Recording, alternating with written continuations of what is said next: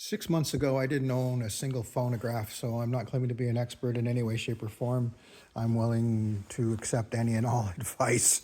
A week ago, I bought this that's in that advertisement. It's approximately a 1920 Phonola Organola model.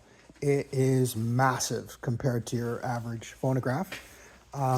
Previous owners apparently had removed the turntable and had the soundboard was missing, and the horn was completely, it was a huge mess. So I've rebuilt it to the best of my limited abilities. It's at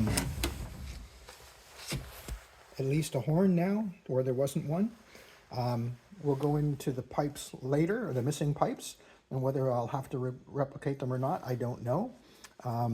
No one seems to have a definitive answer on whether they actually did anything.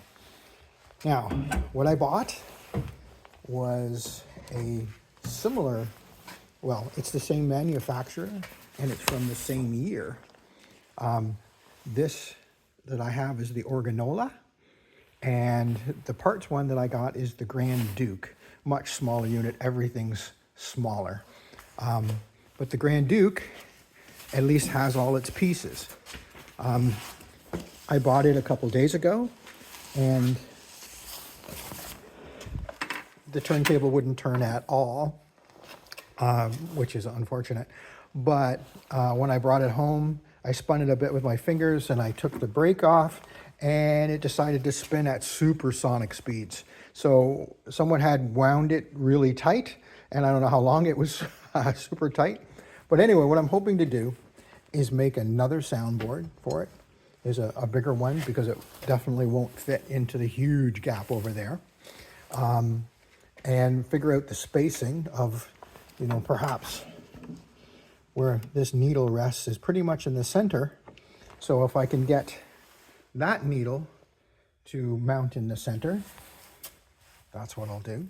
The next barrier is that originally the Organola here had a side door that opens, and the crank folded out.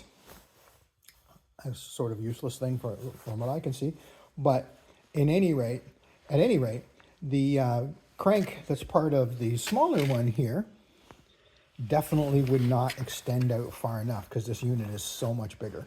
It's 28 inches deep and I think 25 inches across, and it's 54 inches tall with the lid closed. So whatever I do, I probably have to have the crank extended. Maybe somebody could weld an extension on it, or maybe there's somebody out there that has a used one that with a longer arm that I could use. So that's everything.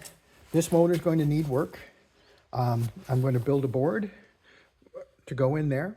I'm a little concerned about the lip because if I used a plywood, it could only be maybe a 1/4 inch thick, not a 1/2 inch thick, and then it would have to be thicker to support the weight of the motor and the turntable.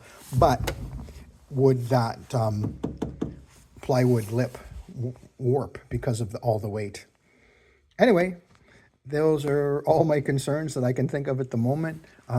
This thing is beautiful. The carving is intricate.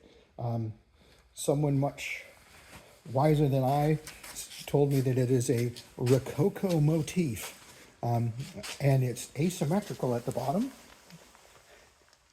And I'm sorry I'm filming upright, but sometimes you have to do that, and everything you have is tall.